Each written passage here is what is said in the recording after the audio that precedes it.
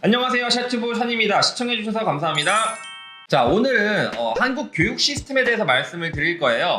여기 앞에 있는 학생 같은 경우는 저희 학생이자 정말 미국에서 합격률 6%도 안 되는 명문 대학교에 재학하고 있는 학생이고요. 물론 저희를 통해 갔습니다. 마찬가지로 한국에서 고등학교를 나왔고 그리고 한국 대학교도 다녔어요.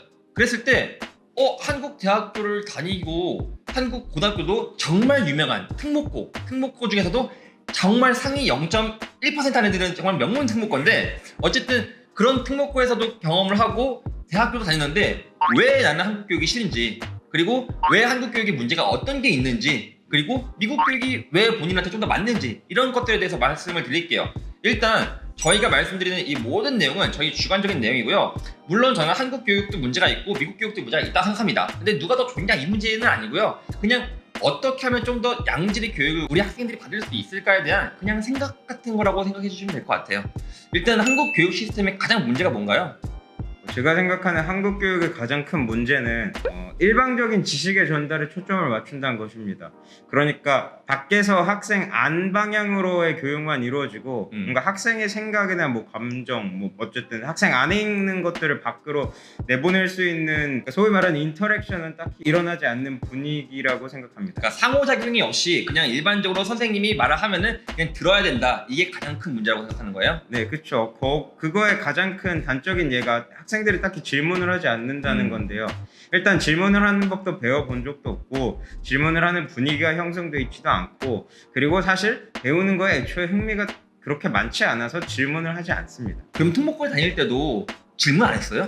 특목고도 속되게 말하면 약간 입시 사관 학교여서 입시 교육에 최적화되어 있지 교육 자체의 수준이, 제가 일본고로 다녀보진 않았지만 조금 더 오픈되어 있는 느낌은 있겠지만 그 전반적인 기조는 똑같다고 보시면 됩니다. 그러면 특목고도 그 정도인데 그러면 일반고에서도 막 질문 같은 거 하면 역적되고 막 그런 분위기예요, 그러면? 뭐 아마 그럴 눈치 수도 없다 뭐 이런 식으로? 그럴 수도 있을 것 같습니다. 선생님들 자체도 질문 받는데 익숙하지 않으셔서 뭐 질문을 해도 딱히 그렇게 반기시지 않거나 뭐 그러실 수도 있다고 생각합니다. 그러면 또 우리나라 교육에 또 문제가 있다면 또 뭐가 있을까요? 입시로 한정시켜서 생각해 보면은 너무 입시가 줄 세우기에 치중을 한 것 같습니다. 그러니까 물론 입시를 하는 과정에서는 줄을 어느 정도 세워야겠지만 1년에 한 번 있는 수능, 근데 그 수능인데 수학 문제를 시간 내에 풀어야 돼요. 근데 시간 내에 풀려면 문제 푸는 기계가 되어야 되니까 모든 유형을 익혀야 됩니다. 그래서 그런 과정에서 오는 학생들의 압박, 뭐 심리적인 압박도 마찬가지고, 그리고 뇌 자체도 뭔가 너무 문제풀이 기계가 되는 식으로 방향이 세팅되어 있다고 생각합니다. 제가 정말 놀란 게 뭐가 있었냐면 그 문제적 남자인가? 거기서 타일러란 분이 나왔어요. 이 타일러 분 같은 경우는 시카고 대학교, 미국의 초명문 대학교인데 이 사람은 심지어 미국인이야. 근데 이 시카고 대학교를 졸업한 미국인이 우리나라 수능 영어 문제를 보고 틀렸어요. 저는 왜냐면은 제가 놀란 게 뭐였냐면 저도 그 문제를 풀었거든요. 근데 저도 똑같이 타일러처럼 정답 이거지 했는데 저랑 타일러랑 답이 같았거든요. 둘 다 틀린 거죠. 그런데 갑자기 되게 영어를 수능을 잘하는 여성 학생이 와가지고 막 가르쳐 주는데 무슨 말인지 하나도 못 알아먹겠더라고요. 근데 아니 상식적으로 미국 끝판왕 대학교 졸업한 미국인이 어떻게 수능 영어를 틀릴 수 있냐? 전 이게 진짜 좀 의아했거든요. 그러니까 이게 수능 영어니까 틀리는 겁니다. 물론 타일러가 훨씬 더 영어를 잘하고 생각도 아마 더 깊을 것 같은데 근데 그 학생은 뭐 재수를 했다면 2년 아니면 1년 수능 영어 문제만 풀고 그 유형에 최적화되어 있는 거죠. 그러니까 다른 잡생각도 할 필요 없고 그 시간 내에 문제를 탁탁탁 처리하는 능력에 최적화되어 있는, 속히 말하면 기계가 되어 있는 거고, 그냥 샨쌤이나 아니면 타일러는 영어를 잘하는 거고. 그러면은 그렇게 수능 영어를 잘하는 학생이 실제로 영어를 잘하나요? 아니면 못하나요? 뭐 영어를 못한다고 할 수는 없지만 또 아니면 영어도 다양한 스피킹, 리스닝이 있기 때문에 또 다를 것 같습니다. 근데 제가 뭐 서울대 친구한테 들은 얘기로는 애들이 다 뭐 토익이나 토플, 뭐 수능은 기가 막히게 잘 보는데 막상 가면은, 이것도 아까 질문하는 거랑도 연관돼 있겠죠. 그렇게 외국인들 사이에서 액티브하게 소통을 하거나 뭔가 본인이 먼저 나서서 생각을 표현하는 것 자체는 크게 이루어지지 않는다고 전해 들은 바 있습니다. 그러면은 뭐 일단 수능 줄 세우기다. 말 그대로 수능 같은 경우도 날이 가면 갈수록 더 어려워지고 있잖아요. 흔히 보인다고 말하죠. 뭐냐면 20년 전 수능이 지금 수능에 비하면 훨씬 더 쉬웠을 거고 그 전에 수능은 더 쉬웠을 거다. 오히려 SAT는 반대거든요. 제가 다녔을 때만 하더라도 1300 이상이면 코넬 전해볼 수 있고 1400 이상이면 하버드 쓸 수 있다. 1200 이상이면 웬만한 주입대는 다 붙을 수 있다. 이게 약간 공식적이었는데 가면 갈수록 더 쉬워지고 있어요. 그러니까 저희 때는 오지선다였거든요. 한 문제 틀릴 때마다 점수가 깎여요. 근데 지금은 사지선인데 찍을 수 있잖아요. 그러니까 SAT 점수가 인플레이션이 일어나니까 지금은 만점이 수두룩 빽빽한데 저희 때만 하더라도 만점이 되게 희귀했어요. 뉴스에 나올 정도로. 그런데 오히려 수능은 이에 반대 노선 타고 있단 말이에요. 더 어려워지고 있으니까 왜 그런 현상이 나타나는 거죠? 그러니까 이게 기조도 한국과 미국이 다르다고 생각하는데 SAT가 점점 쉬워지면서 SAT는 어찌 보면 하나의 약간 최저 충족 기준 이런 느낌이 돼서 학생을 좀 더 다방면으로 보겠다. SAT도 반영은 하지만 뭐 어느 정도 일정 비율만 반영하겠다의 기조라면 한국은 계속 시험이 어려워지는데 애들은 줄은 세워야겠고 수시랑 정시라는 것도 너무 극단적으로 이분화돼 있어서 정시하는 애들은 아예 내신을 포기한다거나 그러면서 계속 시험이 보이고 있는 것 같습니다. 그러면 공교육이 문제가 있다고 보면 될까요? 뭐 이건 미국도 마찬가지겠지만 일단 한국으로만 한정지어서 생각해 보면은 사실 개인적으로는 공교육은 사교육을 현재 기조로는 절대 못 따라간다고 생각합니다. 그 이유가 뭐죠? 그 이유는 너무 다양하겠지만 일단 구조 자체가 잘못 짜여져 있다고 생각하는데 한국 고등학교 선생님들을 단순히 비판만 하겠다는 게 아니라 비판하실 분들도 많죠. 비판 당하셔야 될 분들도 많은데 근데 일단 선생님들이 행정 처리하는 것도 너무 바쁘세요. 그러니까 선생님들이 가르치기만 해도 바쁜데 가르치는 거 예외하는 일도 많다는 거죠? 네, 그래서 뭐 일례로 과외 학생들 얘기를 들어보면 수능 수학에서 가장 어려운 문제를 깔끔하게 설명해주는 수학 선생님이 학교에 드물다라는 말을 하더라고요. 그러니까 무슨 말이냐면 일반적인 고등학교에서는 선생님들이 수능 문제를 완벽하게 이렇게 설명해 주는 게 불가능하다? 힘들다? 혹은? 네, 그런 선생님이 드물다. 아, 그러니까 그러면 만약에 내가 수능 공부를 하고 싶어. 네. 그러면은 학교에서 배우는 걸로는 절대 충족할 수 없겠네요. 뭐 그럴 가능성이 높죠. 그러면 한국 교육 시스템에 일반적인 한국 고등학교를 다니는 친구들이 교과서로 공부를 해가지고 수능에 만점이 나온다. 이거는 가능한 일이에요? 제가 사교육을 많이 받아서 그런 걸지 몰라도 저는 불가능하다고 봅니다. 그러면 학생들이 선생님한테 질문도 안 하고 선생님들이 수능에 대해서 정확하게 설명도 잘 못 해줄 수 있으니까 그러니까 사교육을 가는 건데 그 사교육 선생님들은 잘 가르쳐요 그러면?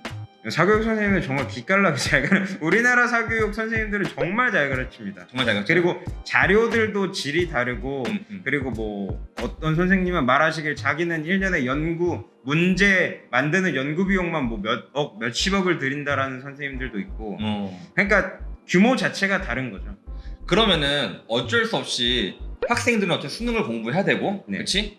수능을 공부하려면 사교육을 받아야 되고 사교육을 다 같이 받으니까 다 똑똑해지니까 수능이 더 어려워지고 네. 그러니까 또 다시 또 사교육 가서 또 배우고 네. 그 또 과정에서 어려워지고. 선생님들은 어찌 보면 무기력함을 느끼시고 아 그러니까 일반적인 선생님들이 네, 선생님. 공교육은 그럼 공교육은 계속 후퇴하는 거고 사교육만 계속 발전한다 이렇게 볼 수 있는 거예요? 네, 제가 객관적인 수치로는 메가스터디 매출이 매년 상승하고 있는데 학생 수는 수험생 수가 매년 급격하게 줄어들고 있습니다. 그러니까 이런 게 증명해 주는 것 같습니다. 그러니까 메가스터디 매출이 오르고 있다는 것은 그만큼 많은 학부모님들이 사교육에 돈을 많이 쓰고 있다.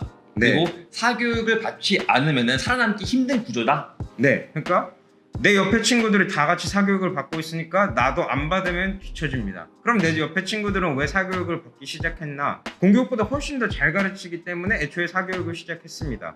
그래서 우스갯소리로 있는 게 수능 시험을 내는 평가원이랑 타강사들의 결국은 대결이다. 아. 그 과정에서 시험 문제가 계속 어려워지고 시험이 보이고 있는 거다. 이거는 조금 그렇네. 그 와중에 또 내신까지 챙겨야 되니까. 그쵸? 그러니까 한국 학생들이 괜히 똑똑한 게 아닌 것 같아요. 한국 학생들이 진짜 미국 가면 잘 날아다니는데 네. 또 제가 좀 개인적으로 한국 교육 시스템에 좀 부정적인 게 있다면 저는 등급제도 매기는 거 이거를 좀 그렇게 좋아하지는 않거든요. 그러니까 뭐 한우도 아니고 1등급, 2등급 이렇게 나누는 것도 좀 별로고 그렇다고 해서 뭐 그 약간 9등급이면 8등급이면 낙인 같잖아요. 근데 저도 어쩌시 똑같은 말을 해요. 8등급 나오셨으면 2년제밖에 못 가시는데 이거 어쩔 수 없으니까 미국은 그 내신을 보니까 그래가지고 저는 그 점이 좀 불편한 것 같은데 본인은 어떻게 생각하세요? 근데 저도 좀 불합리한 점이 있다고 생각합니다. 미국에서는 물론 뭐 MIT면은 SAT가 어느 정도 점수 급가는 나와줘야 되고 이런 건 있겠지만 근데 부족한 거를 다른 뭐 엑스트라 커리큘러리 되게 대단해. 그럼 거기서 메꿀 수가 있는 맞아요, 구조거든요. 그러니까 훨씬 다방면으로 학생을 정성적으로 또 정량적으로 봐준다는 건데 우리나라에서는 말씀하신 대로 학생을 낙인 찍는 느낌이 강하죠. 그리고 요즘에는 이제 옛날에는 생지부를 많이 봤는데 요즘에 생지부 안 본대요. 한국 대학교에서 그 생지부 내용을 안 본대요. 근데 그것도 입시 전형마다 다를 텐데 그러니까 이것도 입시 전형이 너무 딱 칼같이 나눠져 있어서 정시하면은 그냥 내신 빵점이어도 되는 학교도 꽤 있습니다. 정시면은 네, 그러니까 그런 학생들은 그냥 굳이 선생님들 강의하는데 공교육도 마음에 안 들어. 그럼 그 시간에 아예 PMP 틀어놓고 인강 듣거나 아예 그러니까 선생님이 아니면은 앞에, 엎드려 자고 그 다음에 수업 저녁에 가서 이렇게 하고 네. 그러면 실질적으로 본인이 그 학교에 다니잖아요. 고등학교에 네. 정시 비중이 얼마고 수시 비중이 얼마였어요? 저희 학교는 특목고니까 수시 비중이 높은 편이긴 했습니다. 근데 그러면 정시하는 애들은 보통 학교에서 뭐 했어요? 그러면 그냥 계속 인강 듣고 있죠. 본인도 그랬어요? 저는 그러진 않았습니다. 그러진 않았어요? 네. 그러면은 진짜 말 그대로 공교육을 아예 등한시하는 거야. 학생들도 일단 공교육을 무시하는 거네요. 그러니까 교사의 권리가 점점 낮아지고 있다 요즘에. 뭐 네. 사실 그렇다고도 저 말하지. 때만 하더라도 선생님이랑 맞는 게 이상이었거든요. 그러니까 선생님이 때려도 맞췄어야 돼. 그리고 저는 번호로 해서 18번 5점 이렇게 점수까지 말했단 말이에요. 공개적으로. 난 근데 당연히 선생님 저는 18번이었으니까 18번 5점 하면은 나와서 맞는 거야. 이렇게 했는데 저는 불만이 없었거든요. 근데 요즘엔 그렇게 하면 큰일 난다고 하더라고요. 정규등수도 공개 안 합니다. 정규등수 공개 안 해요? 네. 그냥 등급만 네. 본인만 알 수 있는 거고. 네, 그리고 당연히 오픈된 공간에 공개는 안 합니다. 그러면 그 지금 우리나라 교육 시스템에 또 문제가 있다면 또 어떤 게 있을까요? 근데 너무 디스를 많이 하는 것 같은데. 건설적인 비판이라고 생각해 건설적인 주시길. 비판. 네. 그렇다면 이렇게 봅시다. 요즘 같은 경우 요즘 미국 대학교의 추세가 SAT를 보지 않아도 된다라는 그런 대학교도 있어요. 일단 뭐 코로나 때문에 지금 테스트 옵셔널 폴리시 때문에 SAT를 안 받는 학교가 대부분이긴 하지만 그게 아니더라도 우리가 흔히 알고 있는 UC 버클리라든지 UC LA 같은 경우는 야 SAT 내지 마. 우리 SAT 내도 아예 SAT를 보여 안 할 거야 라고 선포를 했죠. 되게 혁명적인 거예요. 어떻게 보면 이거 되게 혁명이거든요. 혁명인데 왜 그럴까요? 그 학교들은. 일단 그들이 그렇게 결론을 내린 데 있어서는 분명히 객관적인 근거가 있을 겁니다. 그쵸. 제일 똘똘한 버클리 학교인데 그러니까 아마 제 추측이지만 들어온 학생들 보니까 SAT 점수가 그렇게 큰 팩터가 아니니까 애초에 배제시킨 거일 것 같습니다. 그러니까 SAT보다는 내신 한마디로 고등학교 GPA에 더 잘하는 애들이 더 학업적으로 잘하더라. 네, GPA와 엑스트라 커리큘러를 본인이 좋아하는 걸 본인이 잘 개척한 친구가 더 잘해서 아마 그런 결론을 내린 게 있지 않을까 싶습니다. 그러니까. 일례로 그래서 서울대 교수님도 막 말하신 게 그냥 아예 정시를 없앴으면 좋겠다고. 왜냐면은 학생들 온 거 보니까 정시로 온 애들은 점수 맞춰서 그냥 그 배치표에 있는 대로 지원해서 온 건데 그러니까 딱히 그리고 막상 대학 오니까 뭐가 없으니까 애들이 열정은 잘 없는 경우도 많다고 봤는데 수시로 온 애들은 본인이 확실히 원하거나 아니면 뭐 자소서도 써서 왔고 본인이 과를 골라서 왔으니까 더 열정이 있다고 하는 거를 전해 들었습니다. 그리고 그러면 한국 교육이 어떻게 보면 줄 세우기고 네. 되게 뭐 인터랙션도 없고 주입식 교육이잖아요. 대학교는 어때요? 한국 대학교? 제 학생들은 한국 대학교 다니는 친구들 똑같다고 하던데 그냥 한국 고등학교 연장선이라고? 저도 뭐 1년밖에 안 다녔지만 자연과학대학은 그냥 다 거의 모든 대학이 일반 생물, 일반 화학, 일반 물리, 미적 뭐 하나 교양 듣는데 그 그러니까 물리, 화학, 생물, 미적에 있어서는 그냥 다 수업 듣고 문제 풀고 시험 보고 그런 식이었습니다. 그러니까 대학에 가면 애들이 죽어라 참아서 좋은 대학에 갔어. 근데 1학년 때도 또 똑같으니까 거기서도 꽤나 큰 배신감을 느끼는 학생도 많은 걸로 압니다. 그렇지. 그럼 배신감 느끼는데 또 학점을 말아먹자니 나중에 취업하는데 또 발목이 잡힐 수 있고. 그러다니 내가 놀자니 요즘에는 또 저희 때만 하더라도 노는 분위기가 강했어요. 그러니까 저희 때만 하더라도 취업이 굉장히 쉬웠어요. 그렇죠. 제가 졸업할 때만 하더라도. 근데 요즘은 장난 아니더라고요. 왜냐면은 취업하기 더 어려워지고 고스펙인 학생이 너무 많아지니까 네. 그러니까 취업의 문도 되게 적은데 거기서 내가 또 놀기라도 그러니까 1학년 때부터 놀기라도 하는 순간 그냥 끝장나는 거예요. 요즘 분위기 자체가. 그냥 수능 시험도 그렇지만 그냥 모든 사회 분위기 자체가 너무 고이고 있다랄까. 그러니까. 근데 이런 획일적이고 직선적인 사고 방식 자체를 제 생각에는 우리나라 교육제도에서로부터 학습된 게 아닐까라는 생각이 듭니다. 그런데 지금 우리나라 교육부 장관이라든지 아니면 교육을 주관하시는 뭐 그런 모든 사람들이 다 이 교육 시스템을 통해서 나오신 분들이잖아요. 그렇죠. 그래서 음. 교육이 현재 이런 걸 수도 있습니다. 그래서 그런 건가? 예를 들어서 뭐 막말로 이준석 같이 해외 대학교를 졸업한 이런 사람들이 교육에 혁신을 불어넣는다면은 좀 바뀔 수 있을까요? 뭐 해외 대학이 굳이 아니더라도 음. 혁신의 움직임이 있다면은 바뀔 수야 있다고 믿지만 여태까지 그렇게 혁신하겠다고 해놓고 안 한 지가 그러니까 제대로 좋은 결과를 못 낸 지가 뭐 오래됐기 때문에 네 근데 그렇다고 아까 제가 말한 다채롭게 보는 수시를 무조건 옹호하는 것만도 아닌 게 스카이캐슬을 보고 많은 학부모님들과 학생들이 무기력감과 배신감을 느낀 점도 있어서 또 그것만이 답이라고도 말할 수 없습니다. 그러니까요. 이게 뭐 제가 물론 뭐 혁신적이고 명특한 대안을 제시하는 위치는 못 되지만 아무것도 아니죠. 우리는 먼지 같은 존재죠. 그렇죠. 근데 그냥 건설적인 비판을 할 수 있지 않을까 해서 영상을 찍는 겁니다. 그렇죠. 그러면은 한국 교육 시스템에 문제가 여러 개 있는데 장점도 있을 것 같은데 장점 뭐가 있을까요? 장점은 그것도 아마 교육 시스템으로부터 비롯됐을 것 같은데 그냥 사람들이 너무 똘똘해요. 그냥 너무 똘똘해요. 일단 우리나라 짱이에요. 대한민국 학생이 네. 진짜 똑똑해요. 일반적으로 대화 나눠봐도 미국 애들은 얘기 나눠보면 야 너 진짜 이런 게 있는데 한국은 그런 게 없으니까 네. 기본적으로. 그리고 한국에서 내신 제가 학생 가르치잖아요. 네. 5등급 나오는 애 가르쳤는데 단어 보면 잘 알아. 진짜 많이 알고 있어. 그래서 난 진짜 야 이런 단어를 안다고? 하면서 놀란 경우가 꽤 많단 말이에요. 그러니까 한국 교육 시스템이 뭐 좋게 말하면은 여기서 잘 버티면 미국 교육은 껌이다. 그렇죠. 맞습니다. 근데 미국 교육을 받은 친구가 한국에 오면 망할 확률이 높아요. 아 그건 맞죠. 근데 한국 교육에서 1, 2등급 나온 애가 미국 가면은 전교 1등 합니다. 그냥 그렇죠. 그냥 끝. 그러니까 한국 교육은 어떻게 보면 사바나의 막 되게 야생, 엄청 와일드한 야생이라면 약간 미국 교육은 온실 같은 느낌? 이런 느낌이 강해요. 확실히.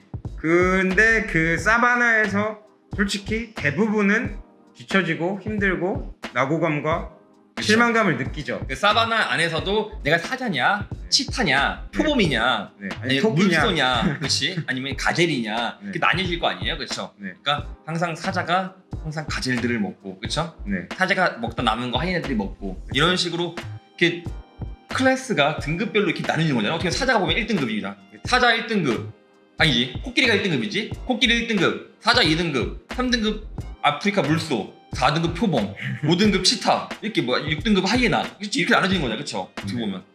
그러니까 사바나에 살아나려면 사교육이 필요할 수밖에 없고 그 사교육은 그 비용이 만만치 않다. 네. 엄청나죠. 그러니까 그 아까 그 수능 시험을 1년에 한 번 시간 압박을 받으면서 봐야 되는데 재수 비용이 기본이 2, 3천만 원이에요. 그러니까 이런 말들 많이 하시더라고요. 재수 보낼 바엔 유학 보내겠다. 이런 분들도 굉장히 많으세요. 재수 비용이 유학 비용이랑 비슷하다고 생각을 하니까. 그렇죠. 그런데 그 재수를 한다고 해도 우리가 개런티하게 결과가 나온다는 보장이 있으면 투자를 하겠는데 그 보장이 없으니까. 왜냐면 수능이라는 시험 같은 경우는 물론 평소의 실력도 중요하지만 가장 중요한 건 그 시험을 볼 때 컨디션. 이게 가장 중요하기 때문에 컨디션 난조로 나의 실력을 제대로 못하는 경우도 많으니까 전 근데 이게 좀 불리한 것 같아요. 1년에 한 번.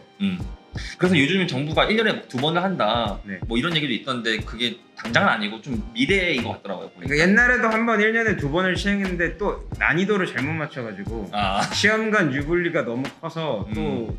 되게 욕을 크게 먹었던 경우가 있다고 합니다. 그렇죠. 그래서 어쨌든 저희 같은 경우는 뭐 해외 유학을 전문적으로 컨설팅하는 회사이긴 한데 저희가 뭐 그렇다고 미국 교육이 답이라고 말하는 건 아니에요. 미국 교육도 문제가 굉장히 많아요. 근데 근데 뭐 대학만 졸업해도 뭐 2, 3억 학자금 대출 안고 시작하니까. 그렇지. 그런데 그럼에도 불구하고 미국 대학교나 캐나다 대학교만은 메리트가 있을 수 있고, 그렇죠? 한국 대학교에 메리트가 있을 수 있다고 생각을 해요. 그럼에도 불구하고 많은 분들이 미국 대학교를 가는 이유는 상대적으로 한국보단 쉬우니까 그게 가장 큰 이유였고 네. 그리고 미국 대학교 졸업하면 저도 영어는 쓰지 않으니까 우스갯소리로 등록금 3배인데 한 1.7배 정도 생각을 더 트이게 해준다라는 말을. 1.7배 정도. 네. 그리고 그 들어가는 문도 훨씬 넓게 열려 있고 맞아. 안에서의 길도 훨씬 다채롭지 않을까. 그게 가장 큰 장점인 것 같아요. 네. 근데 미국 대학교도 똑같아요. 영어를 공부하러 가는 곳이 아니라 말 그대로 공부를 하러 가는 곳이기 때문에 미국 교육도 똑같이 주입식 교육 받고요. 물론 근데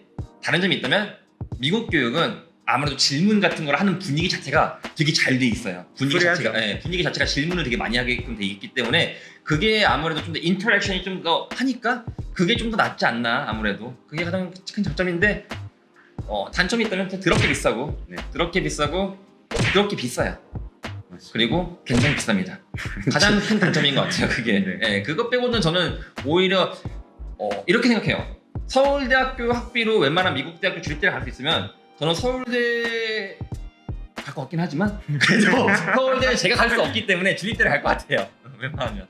알겠습니다. 오늘은 그래도 한번 미국 교육 시스템이라든지 아니면 한국 교육 시스템, 특히 한국 교육 시스템에 대해서 진짜 정말 잘 알고 있는 나름 특목고 출신이고 대학교까지 경험한 학생을 한번 모시고 인터뷰를 진행해봤고요. 저희가 말씀드린 이 모든 내용이 정답은 아니에요. 그냥 저희 의견일 뿐이지 이게 전체를 대변하지 않고요. 한국 교육에 좋은 점도 있을 수 있겠지만 그럼에도 불구하고 저희가 생각하는 관점에서는 좀 더 부정적인 부분이 많지 않나라고 생각을 하는 거고요. 그리고 뭐 절대 뭐 한국 교육을 비판하거나 뭐 한국 교육부를 뭐 디스하거나 뭐 그런 건 아니기 때문에 그냥 웃으면서 뭐 이런 애들도 있구나 이렇게 생각하는 애들도 있구나 이렇게 넘어가 주시면 될 것 같습니다. 항상 시청해주신 여러분 감사합니다. 다음번에 좀 더 유익한 주제로 건설적인 주제로 한번 와보도록 하겠습니다. 감사합니다.